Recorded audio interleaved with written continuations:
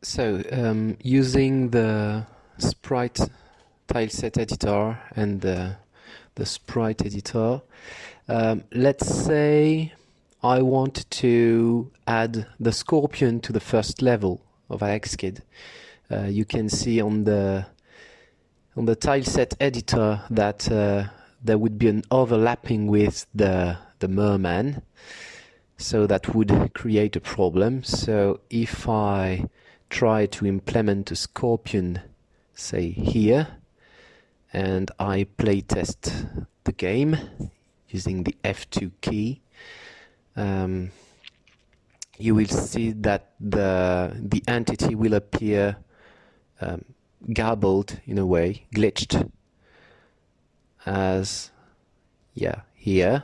Okay, it is mixed up with the tiles of the merman, which is normal because it's overlapping. So what you need to do is, in the sprite tileset editor, you select the scorpion tiles right here, and you move the whole set of tiles so that they don't overlap the merman any longer.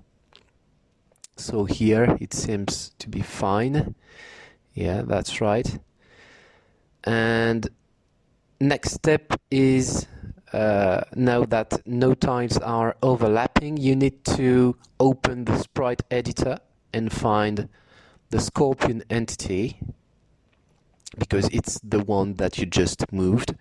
When you find the scorpion, you select the right set of tiles and you reassemble your scorpion very simply. So here it's going left, and you need to do the same when the scorpion is going right. So that's what I'm going to do just after. So now it looks quite normal. Again, I select the right set of tiles. I'm sorry, my computer is lagging these days. It's getting old, like me. So you select the tiles again, you reassemble your scorpion, and now that it's done, when you playtest the game, the scorpion will look normal and act as expected, you know, bouncing off any obstacle, or when it reaches the edges of a platform, and the hitbox will be the same as it used to be.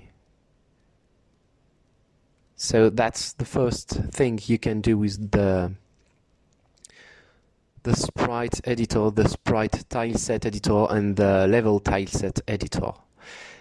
Second thing you can do is, I call that duplicating an entity. Let's say in another level, I want an entity that acts exactly like the scorpion, but that looks different.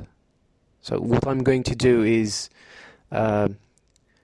well, here I'm going to copy and paste the tiles of the scorpion and make them look a bit different, but you can start from scratch, really, using any tiles that that won't be useful for you. For example, here I'm going to replace the bouncing head tiles. Let's add some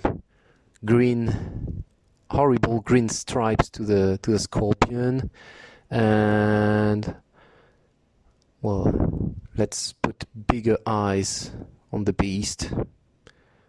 But really, you can do whatever you want. You can make it look really different. I've made it in my AlexKid hack.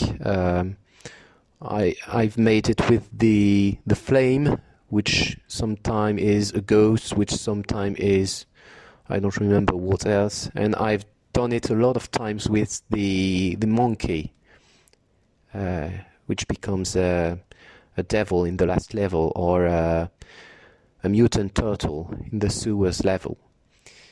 So now that I'm done editing the tiles, the scorpion looks absolutely ugly. I'm going to select in the tileset editor. I'm going to select the, well, to remove the first scorpion because I don't need it anymore, and to select the tiles with my ugly looking scorpion here. But it occupies the space occupied by the bouncing head, so it wouldn't act like a scorpion as is.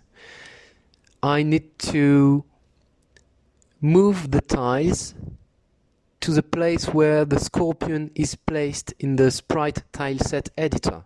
So in the sprite tileset, you can see that the scorpion is placed at the bottom of the tileset, at the beginning of the line. So what I'm going to do is move the bouncing head tiles to the exact same spot, that is last line, beginning of the line. Here it's done. But this time I won't replace the tiles in the sprite editor, because if I do, I will modify the scorpion again, and it will not do what I want it to do. So here, let's remove that rolling rock and replace it with my ugly scorpion entity, and let's try this. So that basically allows you to have the same enemy, but with different looks. Okay, I like to make them bug here. It's funny. And that's a scorpion, but it's not looking the same. Okay, so that's what can be done with these editors.